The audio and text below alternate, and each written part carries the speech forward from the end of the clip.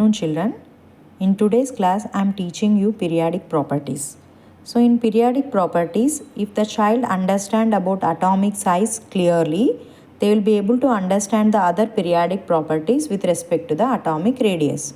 You can see now here, down the group, the size of the atom increases. Down the group, the size of the atom increases due to the addition of new shells from atom to atom down the group. Whereas across the period, the number of shells remains the same, but due to increased atomic number, effective nuclear charge increases, so the size of the atom decreases. So now, once you know about atomic size, how it varies down the group, you can understand the other properties with respect to their atomic size. I said, right? See here, atomic size is directly proportional to metallic character, and it's also directly proportional to electropositive character. And we can also say that it's directly proportional to reducing character. And atomic size is inversely proportional to the periodic properties like electronegativity, electron affinity, ionization potential or ionization energy. How it is possible? Because you see here, first I will talk about increasing trend, okay? So down the group, the atomic size will increase. So obviously the metallic character, electropositive nature, reducing character all will increase. I am writing here, you see, down the group atomic size will increase. So metallic character, electropositive character, reducing character all will increase. The upside arrow mark shows that it increases. What is the reason behind that? What is meant by metallic character of an atom? If you are in small classes, you will say that they are hard, shiny, ductile, malleable, lustrous. These kind of physical properties you will say. When you are in higher grades, you have to understand the metallic character in terms of electrons. If you take sodium, it is a soft element. We can cut it with a small scissor also, small blade also, right? So it's not because it is hard or something like that. We call sodium a metal because it can easily lose electron. So the elements which can easily lose electrons are called metals. That is the chemical definition for the metallic character. So why sodium loses electron easily? Because of its atomic number 11 and its configuration is 2, 8, 1. CBSE and ICSE children learn these type of electronic configuration, whereas state board children, మన తెలంగాణలో state board children ఎలా చదువుకుంటారు? 1s2, 2s2, 2p6, 3s1 అని చదువుతారు. ఇద్దరు చదివేది ఒకటే concept, కాకపోతే చెప్పే విధానం వేరుగా ఉంటుంది. రెండు కూడా కరెక్టే. ఇదే వీడియోలో నేను ఇక్కడే చెప్పేస్తాను కూడా మీకు ఏంటనేది. మీరు బోర్ అటామిక్ మోడల్ ఒకటి నేర్చుకుంటారు, దాంట్లో షెల్స్ అనే కాన్సెప్ట్ వస్తుంది, రైట్?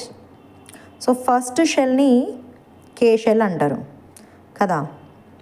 సో ఫస్ట్ షెల్ని కే షెల్ అని, సెకండ్ షెల్ని ఎల్ షెల్, థర్డ్ షెల్ని ఎం షెల్ అని అంటారు, ఓకే? సో ఐసిఎస్సి ఇంకా సిబిఎస్ఈ బోర్డ్స్లో ఏం చెప్తారంటే K shell can accommodate only maximum 2 electrons. L shell, the second shell can accommodate maximum 8 electrons, and the remaining electrons goes to the third shell if it is a sodium atom. So దీంట్లో state బోర్డ్లో నేర్చుకునే పిల్లలు ఏంటంటే first shell K shell లోపల only ఒక s orbital ఉంటుంది. So K shell contain only 1 orbital, that is 1s orbital. L shell contain only 2 orbitals, that is 1s orbital and 1 is p orbital. అది second shell కాబట్టి మనం దాన్ని 2s ఇంకా 2p అంటాం. When it comes to M shell, it contain actually s, p and D sub shells. ఇవన్నీ కూడా ఈ CBSE ICSE పిల్లలు పియూసీ లెవెల్కి వచ్చిన తర్వాత కానీ ఇంటర్ లెవెల్కి వచ్చిన తర్వాత కానీ నేర్చుకుంటారు. స్టేట్ బోర్డ్ చదివే తెలంగాణ ఆంధ్ర స్టూడెంట్స్కి అడ్వాంటేజ్ ఏంటంటే ఈ ఎలక్ట్రానిక్ కాన్ఫిగరేషన్ వాళ్ళకి స్కూల్ లెవెల్లోనే టీచ్ చేస్తారు. సో ఈ కాన్ఫిగరేషన్ గురించి ఎక్కువ వర్రీ అవ్వకండి. ఇక్కడ ఏ బోర్డు పిల్లలైనా కానీ కరెక్ట్గా గమనించుకోవాల్సింది ఏంటంటే వ్యాలెన్స్ ఎలక్ట్రాన్.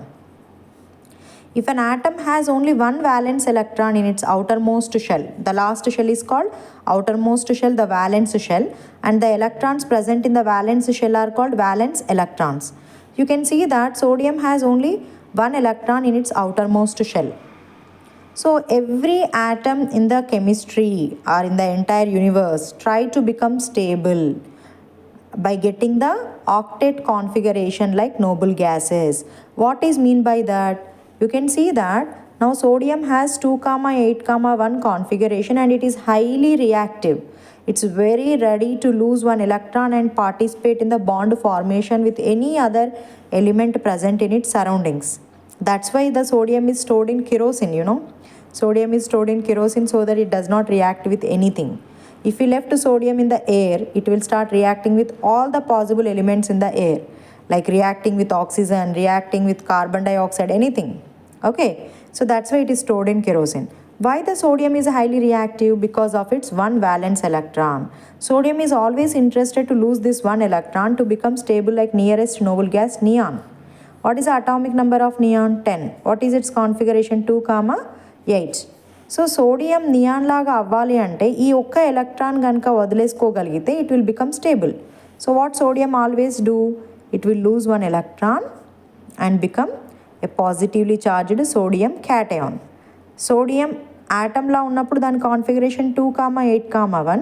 ఎప్పుడైతే ఒక ఎలక్ట్రాన్ లూజ్ అయిపోయిందో now its configuration is 2,8. It is stable like the nearest noble gas neon. ఈ రీజన్ వల్ల గ్రూప్ 1లో ఉన్న ఎలిమెంట్స్ అన్నీ కూడా they are very much interested to lose electron. So మనం గ్రూప్ 1 అనుకున్నప్పుడు 2,1, 2,8,1. పొటాషియం తీసుకుంటే 2,8,8,1. రుబిడియం తీసుకుంటే దీంట్లో కూడా 5 షెల్స్ వచ్చిన తర్వాత లాస్ట్ షెల్లో 1 ఎలక్ట్రాన్. సో అన్నిట్లలో 1 ఎలక్ట్రాన్ ఉంది. అన్నీ కూడా they are ready to lose electrons కాబట్టి వాటిని మనం మెటల్స్ అని చెప్తున్నాం. అందులో ఎప్పుడైతే వాటి అటామిక్ సైజ్ ఇంక్రీజ్ అయ్యిందో center of the nucleus, center of the atom, the nucleus which is present and the electron which is present in the outermost shell, distance అనేది పెరుగుకుంటూ పోయింది, అవునా కాదా? లిథియంలో చూస్తే ఓన్లీ 2 షెల్స్ కాబట్టి అక్కడే న్యూక్లియస్ అక్కడే ఎలక్ట్రాన్ ఉంది. బట్ ఇక్కడికి వచ్చేటప్పటికి ఏమైంది? ఎక్కడో సెంటర్లో న్యూక్లియస్ ఉంది, చాలా దూరంలో ఎలక్ట్రాన్ ఉంది కదా. సో డిస్టెన్స్ పెరిగినప్పుడు ఏమవుతుంది? ఈ న్యూక్లియస్ అనేది ఎలక్ట్రాన్ని కంట్రోల్ చేయలేదు. సో ఎంత ఈజీగా మనం ఈ ఎలక్ట్రాన్ని తీసేయచ్చు కదా. So as the distance from the nucleus increases due to the increased atomic size due to the addition of shells, the outer most electron can be removed very easily. ఎంత ఫాస్ట్గా ఒక ఆటమ్ ఎలక్ట్రాన్ని లూజ్ చేసుకోగలుగుతుందో దాని metallic character అంటాం. So size increase అయినప్పుడు distance పెరగడం వల్ల outer most షెల్లో ఉన్న electron అనేది ఈజీగా తీసేయవచ్చు. Down the group as the size of the atom increases, metallic character increases. Metallic character ante enti? Tendency of an atom to lose electron. Down the group as the size of the atom increases, tendency to lose electron increases. We can say that metallic character increases. దాని వల్ల ఇప్పుడు ఏమైంది? Atomic size పెరిగినప్పుడు ఆటోమేటిక్గా metallic character కూడా పెరిగింది. Next వచ్చి ఎలక్ట్రోపాజిటివ్ character.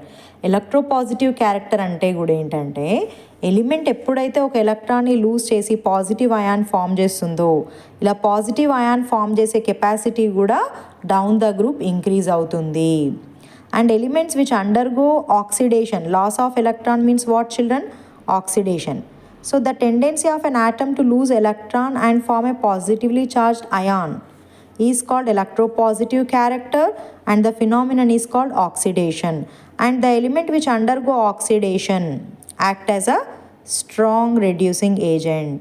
The element which readily undergo oxidation by losing the electron, they act as a strong reducing agents. So ఇలా ఒకదాంతో ఒకటి లింక్ అనమాట. అటామిక్ సైజ్ పెరగడం వల్ల they are very readily losing the electron, metallic character increased, electropositive character increased, and they are readily undergoing oxidation and acting like a strong reducing agents. ఓకేనా? దాని meaning అదన్నమాట. ఇప్పుడు వేరే దాని గురించి మాట్లాడదాం. ఇప్పుడు మనము అటామిక్ సైజ్ పెరిగితే ఏమేమి పెరుగుతాయో అది మాట్లాడుకున్నాం కదా. Now we will talk about atomic size పెరగడం వల్ల ఏ ప్రాపర్టీస్ డిక్రీజ్ అవుతున్నాయి, ఎందుకు డిక్రీజ్ అవుతున్నాయి చూద్దాం, సరేనా? ఫస్ట్ ప్రాపర్టీ వచ్చేసి will talk about electronegativity. Okay, ఈ ఎలక్ట్రోనెగటివిటీ అంటే ఏంటి? The tendency of an atom to attract the shared pair of electrons towards it self is called electronegativity. ఇప్పుడు ఇక్కడ చూడండి, మనం ఒక బాండ్ తీసుకుందాం HCl.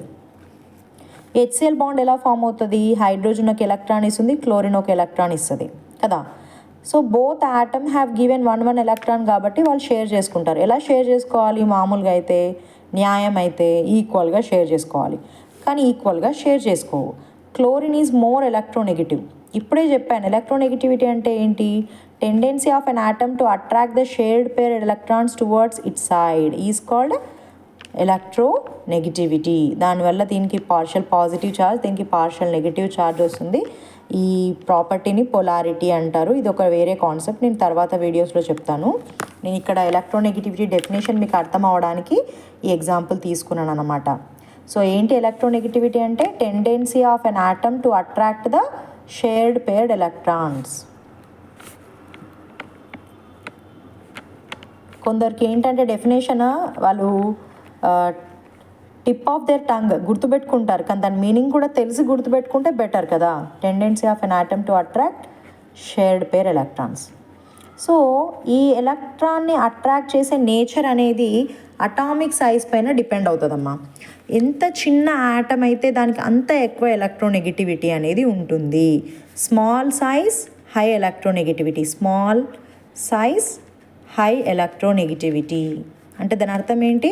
అటామిక్ సైజ్ ఇంకా ఎలక్ట్రోనెగటివిటీ రెండు కూడా inversely proportional to each other, right? So ఇక్కడ చూడండి మీరు, if the size of the atom increases, what happened? Down the group atomic radius increases, electronegativity decreases. Okay, across the period atomic size will decrease, so electronegativity will increase. Okay na, opposite ga jarugutundi anamata. Next property, ionization potential. What is the next property, children? Ionization potential.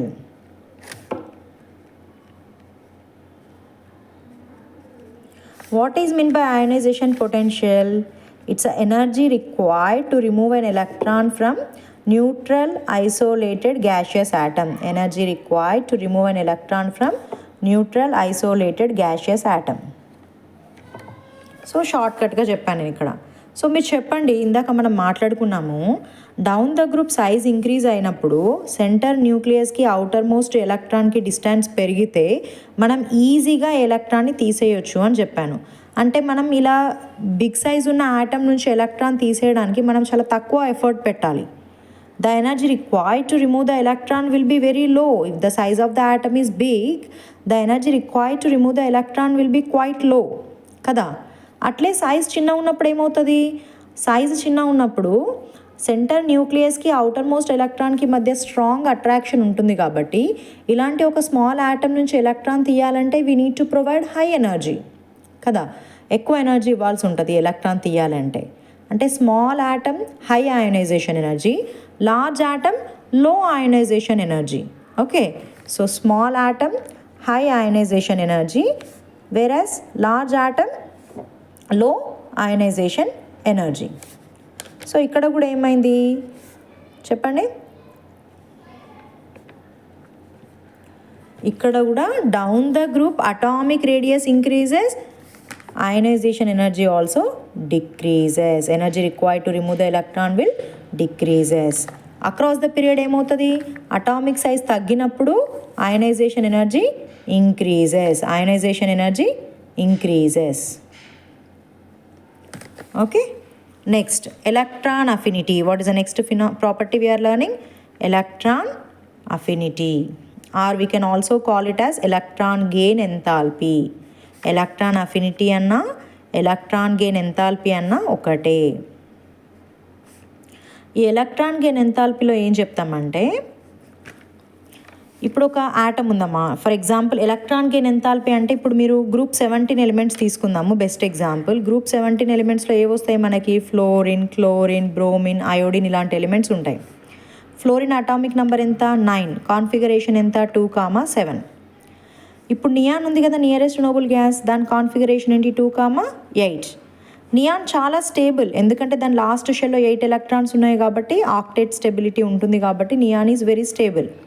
Fluorine ఏం చేస్తుంది? It also wants to become stable like neon కదా, అందుకని it wants to gain 1 electron. So the nature of the fluorine is to gain electron and become A negatively charged anion. So the nature of the group 17 elements is to gain electrons. ఎప్పుడైతే ఒక atom ఎలక్ట్రాన్ని gain చేస్తుందో ఆ atom నుంచి energy అనేది release అవుతుంది. The atom releases some energy upon gaining the electron. When we add electron to a non-metal like fluorine, the atom releases energy. So we can define like energy released by an atom upon adding an electron to its outermost shell.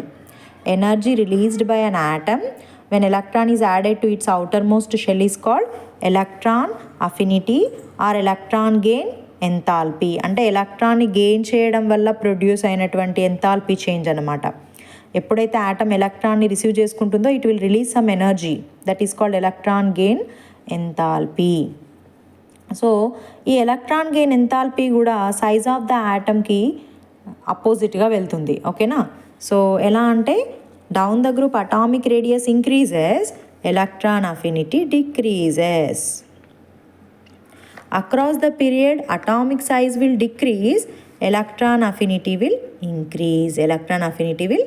Increase. ఓకేనా? So ఫైనల్గా నేను conclusion చెప్తాను మీకు. ఇప్పుడు ఇక్కడ చూడండి, atomic size increases, electronegativity, ionisation enthalpy, electron affinity all will decrease. Okay, all will decrease. If the atomic size will decrease, ionization energy increase, electronegativity will increase, electron affinity also will increase. This is how you have to understand the periodic properties, children. So I hope you have understood. ఇంకా ఇలాంటి videos కోసం నా ఛానల్ని subscribe ఇంకా like చేసి రెగ్యులర్గా watch చేస్తూ ఉండండి. నేను పిల్లలు నన్ను అడిగే డౌట్స్ని బట్టి నేను ఆ పర్టికులర్ టాపిక్ పైన వీడియోస్ చేస్తున్నాను. నేను లాస్ట్ వీడియోస్ చెప్పినట్టుగా నేను ఇప్పుడు ఒక చాప్టర్ సెలెక్ట్ చేసుకొని దాని టాపిక్ వైజ్ వెళ్తున్నాను. రెగ్యులర్గా మీరు క్లాసెస్ విన్నట్టయితే డెఫినెట్గా మీకు హెల్ప్ అవుతుంది మీ బోర్డ్ ఎగ్జామ్లో మార్క్స్ గెయిన్ చేయడానికి. మీరు మంచి సబ్జెక్ట్ నాలెడ్జ్ కూడా గెయిన్ చేశారు. దానివల్ల మీ ఫ్యూచర్ కాంపిటేటివ్ ఎగ్జామ్స్లో like IIT mains, JEE mains, IIT advance, NEET పిల్లలైతే నీట్ ప్రిపరేషన్, ఇంకా state entrance exams like EAMCET, KCET అన్నిట్లో కూడా మీరు సక్సెస్ అవ్వడానికి మీకు మంచి కాన్సెప్ట్ అనేది అవసరం. సో నా వీడియోస్లో నేను ఎక్కువగా పిల్లలకి కాన్సెప్ట్ అర్థమయ్యేలాగా టీచ్ చేస్తూ ఉంటాను. So regularly watch my videos to understand the chemistry in a better way. Thank you, children.